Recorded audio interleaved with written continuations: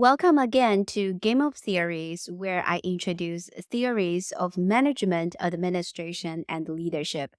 Today, in episode 30, we'll learn job demands resources theory, which explains how job demands and resources influence employee well being and performance.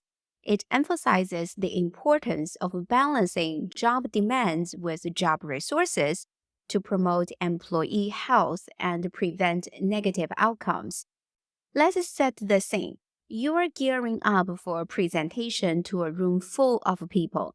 As you inhale deeply, you can feel your heart racing. Don't fret just yet. That sensation you are feeling is likely due to a flood of adrenaline. Sure, it may be uncomfortable, but it serves a purpose, sharpening your focus and allowing you to deliver your speech with pinpoint accuracy. In other words, that nervous energy is your body's way of keeping you on your toes and your audience's attention locked in. Let's pivot to a different scenario and consider the consequences of chronic stress. When our job demands are consistently sky high, what was once functional tension can easily morph into something more ominous. Enter chronic stress, a state of being that can bring with it heightened levels of cortisol, a hormone that can be highly problematic when produced in excess. Now, cortisol has its benefits. It can increase alertness, improve memory retrieval, and help regulate metabolism. But the key phrase there is in small doses. When cortisol production remains elevated over a prolonged period, it can wreak havoc on our health. Think suppressed immune systems, increased blood pressure and blood sugar levels, and a higher risk of heart disease and type 2 diabetes. And that's just the tip of the iceberg. Chronic cortisol production has also been linked to decreased bone density, muscle mass, and cognitive function. So while a little bit of stress can be helpful, too much of a good thing can have severe consequences. Let me lay some truth on you. Stress isn't just something that can affect individuals. When we are working together on shared goals, we're all exposed to the same work characteristics. It means that by examining team reports of job demands and strain, we can pinpoint the common causes of stress. Enter the job demands resources theory. It's a theory that explains organizational stress. By finding the sweet spot between job demands and job resources, we can do right by our employees, promoting their well being and steering clear of burnout and turnover. In short, it's all about maintaining that balance, something that's good for everyone involved. Let's define organizational stress. Organizational stress can mean different things to different people. For some, it's about environmental stressors, while for others, it's all about how they subjectively experience strain. To make things even more complicated, some use the term to describe the consequences of strain. To avoid confusion, it's important to be crystal clear about the causes, consequences, and the phenomenon of strain itself. Scholars typically use the term job demands to refer to possible job related causes of negative experiences, which can be labeled as job strain. This strain can stem from things like role ambiguity, conflicts, and insecurity, all of which can take a real toll on us. The consequences of job strain can be severe, ranging from task-related errors to unsafe work behavior and even sickness absenteeism. Meanwhile, the experience of job strain can manifest in a host of different ways: fatigue, subjective health complaints, and perhaps most studied of all, burnout. Burnout is a form of prolonged job strain that's characterized by chronic fatigue, and a negative, cynical attitude toward work. Some common indicators of burnout include emotional exhaustion, which is marked by feelings of being emotionally overextended and depleted, depersonalization, which involves a negative, cynical attitude towards clients, colleagues, and the work itself, and reduced personal accomplishment, which is characterized by feelings of low self efficacy and a diminished sense of achievement in one's work. Other signs of burnout may include physical symptoms like headaches, insomnia, and gastrointestinal problems, as well as behavioral changes like social withdrawal, decreased productivity, and a tendency to procrastinate or avoid work related tasks. So, while organizational stress might be a bit of a catch all term, it's crucial to be specific about the different components that make up this complex phenomenon. Here is something worth noting. While we are trying to assess job demands, we often rely on employees to give us their subjective evaluations of things like workload and client interactions. But that's not the whole story. Researchers have also come up with ways to evaluate job demands more objectively. For example, we might have external observers assess work pressure or look at metrics like the number of units processed per hour or the number of clients served on a typical workday. Moreover, employees have to interpret this objective job demands before they can report their subjective experiences. But here is the kicker. Personality might actually play a role in how that interpretation takes place. Stable personalities, think emotionally stable, extroverted, and conscientious individuals, might be better equipped to handle high job demands than their less stable counterparts. In short, understanding job demands is more nuanced than just asking employees how they feel about their workload. By looking at objective indicators and factoring in personality traits, we can get a more complete picture of how job demands impact employees. The job demands resources model was developed in Europe to shed light on the causes and consequences of burnout and work engagement. Why do some employees lose steam and become cynical about their work, while others remain energized and enthusiastic? According to the job demands resources theory, the answer can be found in the work environment itself. The theory's first proposition is that while every occupation has its specific stressors, these factors can generally be classified into two categories: job demands and job resources. This overarching model can apply to a range of occupational settings, regardless of unique demands and resources involved. Job demands are those aspects of the job that require sustained physical, psychological, or organizational effort or skills and come with certain physiological and or psychological costs. Think high work pressure, demanding clients, or mental job demands. Well, job demands are not necessarily negative in and of itself.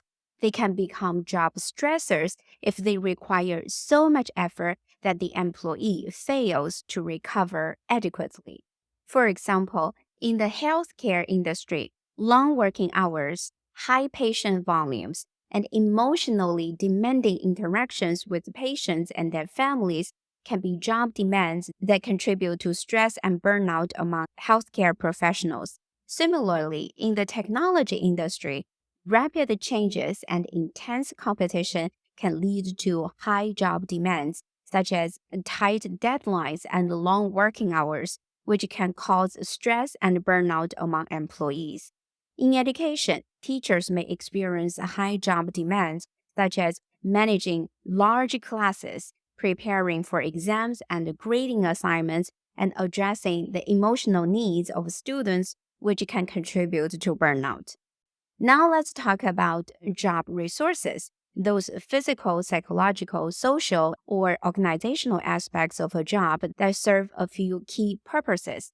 First, job resources can be functional in achieving work goals. Job resources directly contribute to the successful completion of job tasks and objectives. For example, an employee can require specific equipment, software, or training to effectively perform their job duties. These resources directly support the employee in achieving their work goals, and without them, their performance may suffer. Additionally, resources such as clear job instructions, supportive supervisors, and appropriate feedback can also contribute to an employee's ability to achieve their work goals. By providing these resources, organizations can help their employees be more successful and productive. Second, job resources can help reduce job demands and the associated physiological and psychological costs.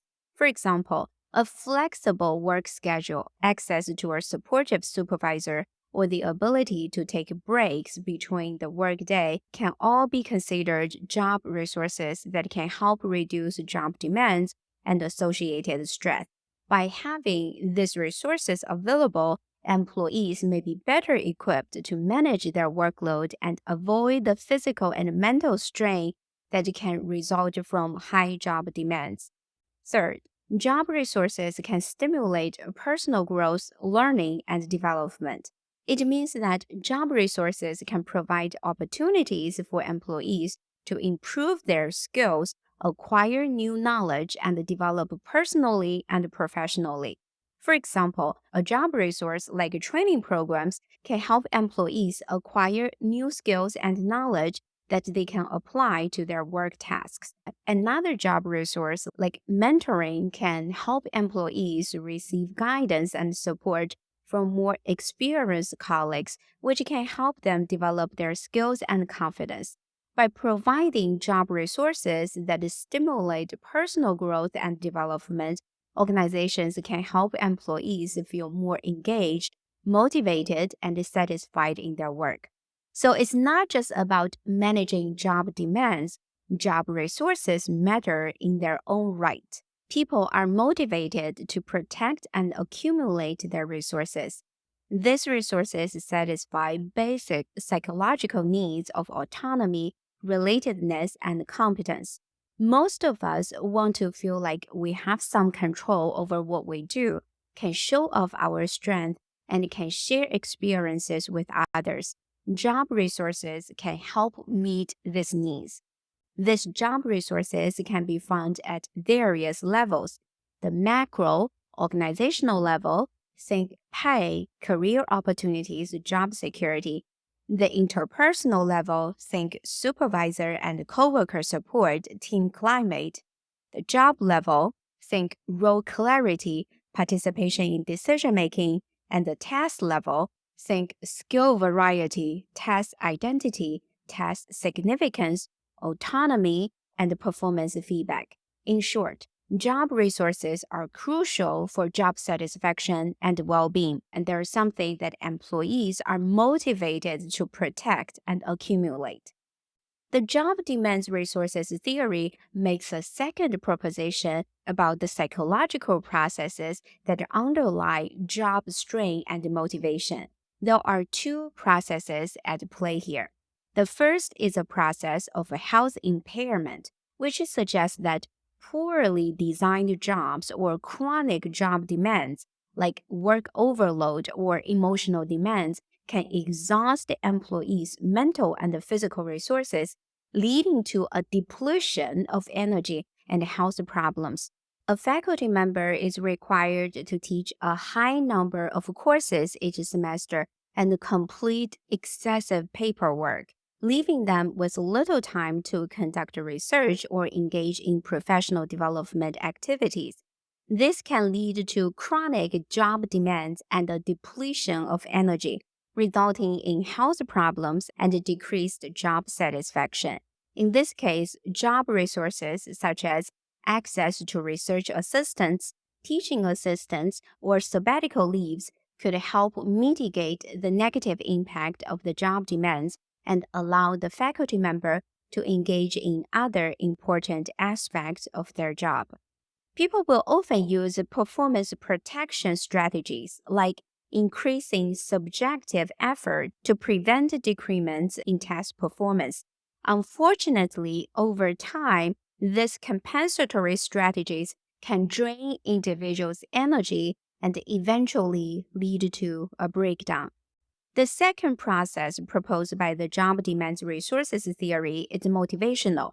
Here, the idea is that job resources have motivational potential and can lead to high work engagement, low cynicism, and excellent performance. For instance, intrinsic job resources like opportunities for skill development and advancement, autonomy, and decision making authority, positive interpersonal relationships, and meaningful work can foster employees' growth, learning, and development. Intrinsic job resources can motivate employees by providing a sense of purpose and satisfaction in their work.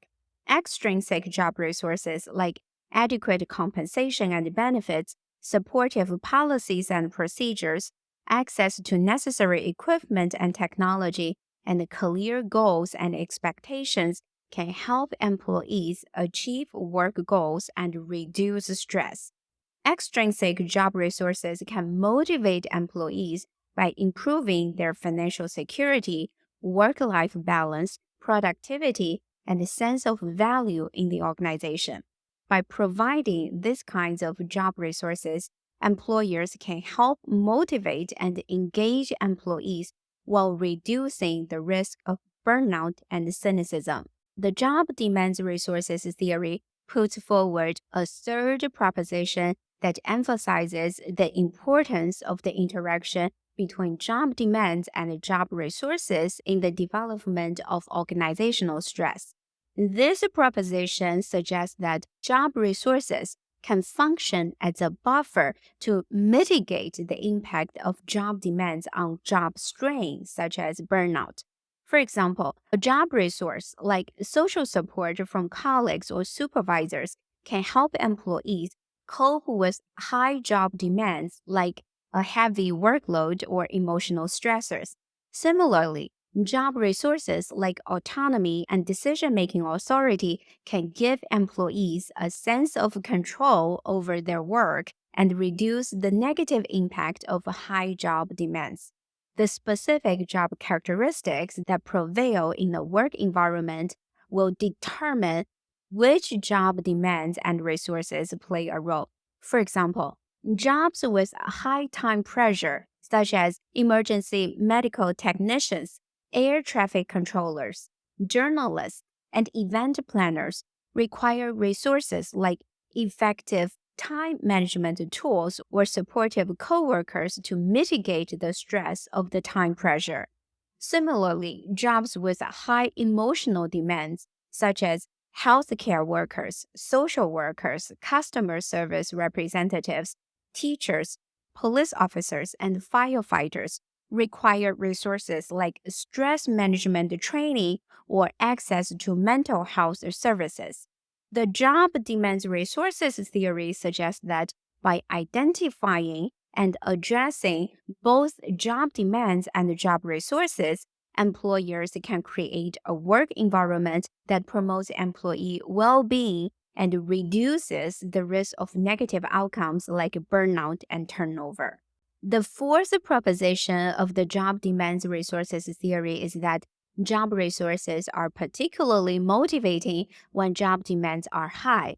Research has indeed shown that job resources are most beneficial in maintaining work engagement under conditions of high job demands. For example, skill utilization, learning opportunities, and autonomy are most predictive of engagement when job demands such as workload and emotional demands are high.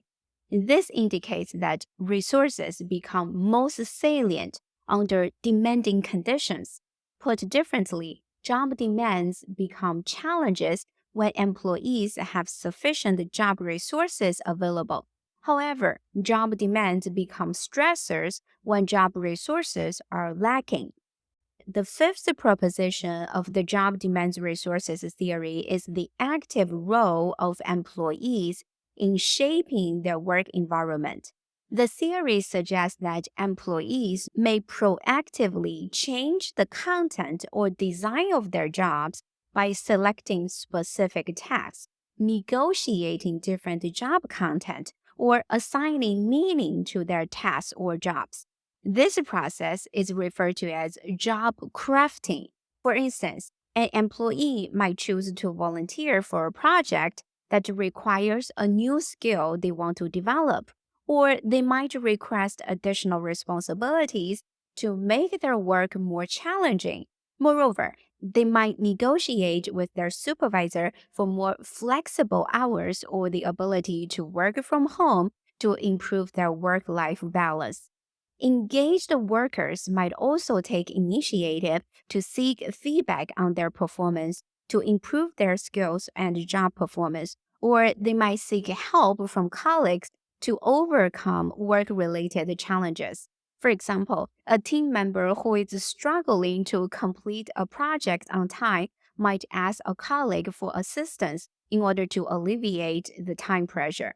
By taking control of their work environment and making changes to their job demands and resources, employees can shape their work to better fit their skills, interests, and preferences, which can ultimately lead to higher job satisfaction and engagement. On the other hand, stressed workers may be less likely to engage in job crafting behaviors due to their depleted resources and lack of energy. This can lead to a vicious cycle where job stressors lead to reduced engagement, which in turn can further exacerbate job stressors, resulting in decreased job satisfaction and increased risk of burnout. No theory is perfect, and the job demand resources theory is no exception. One criticism of the job demand resources theory is that it overlooks individual differences. The theory assumes that all individuals will respond similarly to the same job demands and resources. But in reality, people have different preferences, strengths, and weaknesses that can impact their reactions to different job characteristics. For example, one employee may thrive in a high pressure, fast paced work environment, while another may find it overwhelming and stressful. As a result, managers and leaders need to be aware of individual differences and tailor their management strategies accordingly. This could involve providing personalized support and resources to employees based on their specific needs and preferences. Another criticism is that the theory oversimplifies the complex nature of work stress. The theory assumes a linear relationship between job demands, resources, and stress. But in reality, the relationship between these factors can be more complex and multifaceted. For example, an employee may experience high job demands, but also have a strong support network and high levels of job autonomy, which can mitigate the negative impact of the demands. Managers and leaders need to be aware of the complex nature of work stress and consider multiple factors when developing strategies to promote employee well being. A third criticism is that the theory focuses primarily on individual level factors and neglects the role of broader societal and economic factors that can impact job demands and resources. For example, a lack of job security or low wages can increase job demands and decrease resources, even if the specific job characteristics themselves remain the same. Managers and leaders need to consider broader societal and economic factors when developing strategies to promote employee well being and address work stress. Fourth, Some critics argue that the theory places too much emphasis on employee level factors and neglects the role of organizational factors in promoting employee well being. For example, organizational culture, leadership style, and management practices can all impact job demands and resources, as well as employee well being. Managers and leaders need to consider both individual and organizational factors when developing strategies to promote employee well being and address work stress. Those are valid criticisms that need to be addressed. As emerging researchers and practitioners in the field of leadership, it's our responsibility to critically evaluate and refine the job demands resources theory to ensure its relevance and effectiveness in today's workplace. By incorporating new research and insights, we can better understand the complexities of organizational stress and develop more effective strategies to prevent burnout and promote employee well being. Thanks for watching this video on the job demands resources theory. If you're interested in learning more about theories of management, administration, and leadership, be sure to tune in to my future videos. Thank you for watching, and I'll see you in the next one.